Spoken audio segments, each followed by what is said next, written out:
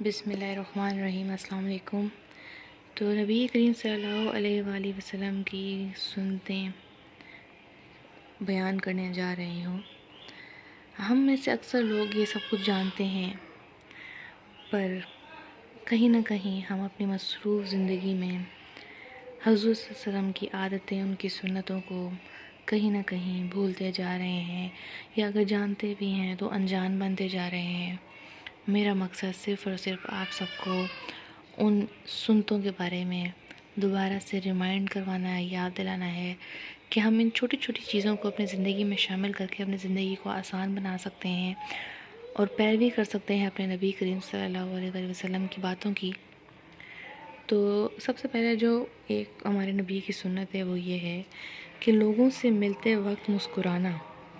اس کے بارے میں کیا کہا جائے کہ نبی کریم صلی اللہ علیہ وآلہ وسلم نے یہ کیوں ارشاد فرمایا، لوگوں سے ملتے وقت مسکرانا۔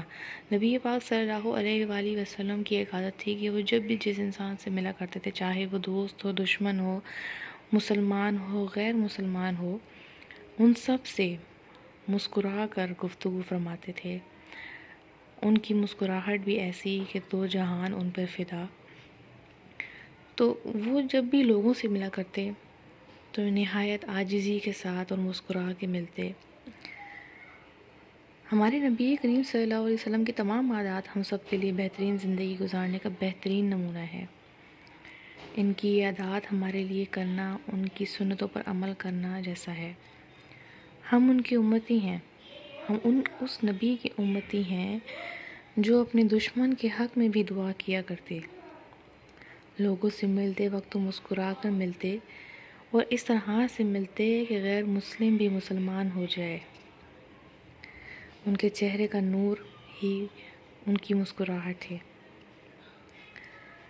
ان کے چہرے پہ کبھی کوئی شکنج نہ ہوتی تھی۔ پر ہم وہ لوگ ہیں، یا ہم لوگ وہ بن گئے، ہم تھے نہیں، ہم تو اپنے نبی کریم صلی اللہ علیہ وآلہ وسلم کی پیروی کرنے والے لوگ ہیں، پر ہم لوگ ایسے بن گئے ہیں وقت اور حالات کی وجہ سے کہ جو اپنے کسی سی چھوٹی سی بحث یا ناراضگی کی وجہ سے اس کی طرف دیکھتے بھی نہیں ہیں خوشی سے کبھی۔ لیکن بات تو سچ یہ ہے کہ اگر ہم لوگ اب کسی سے مسکرا کر بات کر لیں یا گفتگو کر لیں تو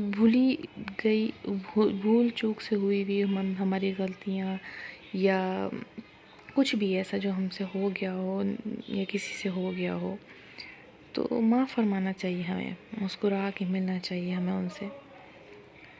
بات معافی کی نہیں ہوتی، بات یہ ہوتی ہے کہ دل میں کسی کے خلاف بغض نہ رکھا جائے کہ بھئی فلانے نے ہمارے ساتھ یہ کیا تو ہم اب اس سے مسکرا کر کیوں ملیں، جبکہ یہ غلط بات ہے۔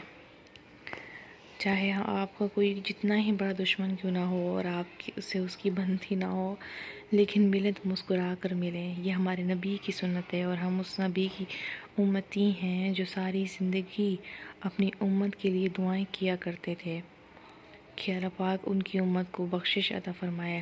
انہوں نے ہمارے لیے بے شمار نعمتیں چھوڑی ہیں، تو ہم ان کی سنتوں پہ عمل کر کے ان کو یہ نذرانہ پیش کر سکتے ہیں۔ اور ویسے بھی عید میلاد النبی کا موقع چل رہا ہے، تو درود السلام پڑھتے رہیں اور میری گفتگو سنتے رہیں۔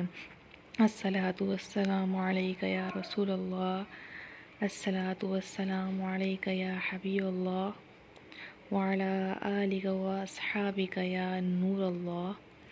تو جو ہماری دوسری سنت ہے وہ ہے اندھے کو راستہ دکھانا۔ سب سے بہترین طریقہ یہ ہے اس نعمت کو کرنے کا یا اس سنت کو کرنے کا، وہ یہ ہے، یہ سب سے میں سمجھتی ہوں سب سے افضل سنت یہ ہے کہ اندھے کو راستہ دکھایا جائے۔ رب تعالیٰ کی اگر ہمیں اللہ تعالیٰ کی کسی نعمت کا شکر ادا کرنا ہے تو میرے خیال سے اس چیز سے بڑھ کر اور کوئی چیز نہیں ہو سکتی کہ ہم اندھے کو راستہ دکھائیں۔ اللہ تعالیٰ نے جو آپ کو یہ نعمت سے نوازا ہے کسی اندھے کو راستہ دکھانا، کیونکہ آپ کے پاس آنکھیں ہیں اس کے پاس نہیں ہیں، وہ اس نعمت سے محروم ہے جو نعمت آپ کے پاس ہے۔ تو جب آپ اس کو راستہ دکھائیں تو اللہ پاک کا شکر ادا کریں کہ اللہ تیرا لاکھ لاکھ شکر ہے، تیرا احسان ہے کہ تیرے دی ہوئی اس نعمت سے ہم دنیا کی رنگ برنگی چیزیں، دنیا کی تیری نعمتیں ہم دیکھ سکتے ہیں، پر وہ لوگ جو اس چیز سے محروم ہیں یا ہو چکے ہیں، تو اللہ تعالیٰ کا سب سے بہترین طریقہ یہ ہے کہ حضور صلی اللہ علیہ وسلم کی اس سنت پہ عمل کیا جائے اور اللہ تعالیٰ کی نعمت کا شکر ادا کیا جائے کہ اللہ تعالیٰ احسان ہے ہم پہ۔ اور نہ صرف شکر ادا کرنا چاہیے، بلکہ میں کہتی ہوں کہ اندھے کو راستہ دکھانے کے بعد خود جتایا نہ جائے یا اس کے ساتھ اس طرح کا سلوک نہ کیا جائے کہ وہ کسی چیز سے محروم ہے، بلکہ اس کی حوصلہ افزائی کی جائے کہ یہ دنیا میں آنکھوں والے بہت ہیں، پر جن کی آنکھیں نہیں ہیں تو کیا ہوا، ان کی آنکھیں پوری دنیا بن سکتی ہے۔ اچھا جی، جو تیسری ہے وہ ہے راستے سے پتھر ہٹانا یا رکاوٹ جو بھی ہو، جو بھی آپ کو راستے میں پتھر یا رکاوٹ نظر آئے اس کو ہٹانا۔ جیسے کسی اندھے کو راستہ دکھانا ہے، کیونکہ راستہ ایسی چیز ہے کو ہر چیز گزرتی ہے اس راستے سے، چاہے وہ گلی ہے، چاہے وہ سڑک ہے، پتھر ہوتے ہیں، لوگ ہوتے ہیں، کسی کو اسے تکلیف ہو سکتی ہے۔ جیسے اگر راستے میں کوئی پتھر ہے اور اگر کوئی نابینا شخص گزر رہا ہے تو ہو سکتا ہے اس سے ٹھوکر ہو جائے اور اس کو چوٹ لگ جائے اور اس کو کوئی نقصان ہو جائے۔ اگر کوئی گاڑی گزر رہی ہے تو ہو سکتا ہے اس کو کوئی نقصان ہو جائے، کوئی بچہ ہے، کوئی بھاگ رہا ہے تو اس کو چاہے ہو سکتا ہے وہ گر جائے اس سے، یا چلتا ہوا کوئی بزرگ ہے اور اس کو کوئی نظر نہیں آتا یا اس کا پاؤں اس چیز سے ٹکرا گیا ہے اور وہ گر گیا ہے، تو یہ بھی بری بات ہے۔ اگر آپ راستے میں کوئی پتھر دیکھیں، کوئی ایسی چیز دیکھیں، کوئی رکاوٹ دیکھیں جو تو آپ کے دوسرے مسلمان بہن بھائی کے لیے باعث سے تکلیف ہو سکتی ہے، تو اس کو اس راستے سے ہٹا دیں، اس کو سائڈ پہ کر دیں۔ اس سنت کو کرنے میں ہمارا ٹائم زیادہ نہیں لگتا، لیکن اس سے دوسروں کو فائدہ بہت ہوتا ہے۔ ہمارے نبی کریم صلی اللہ علیہ وسلم نے جتنی بھی اپنے عادات اور عمل کیے ہیں وہ صرف اور صرف لوگوں کی بھلائی کے لیے کیے ہیں۔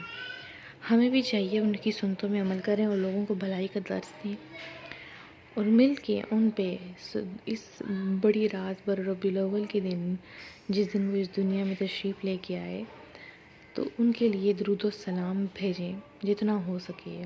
تو میرے ساتھ پڑھیں: الصلاۃ والسلام علیک یا رسول اللہ، الصلاۃ والسلام علیک یا حبیب اللہ، وعلی آلک واصحابک یا نور اللہ۔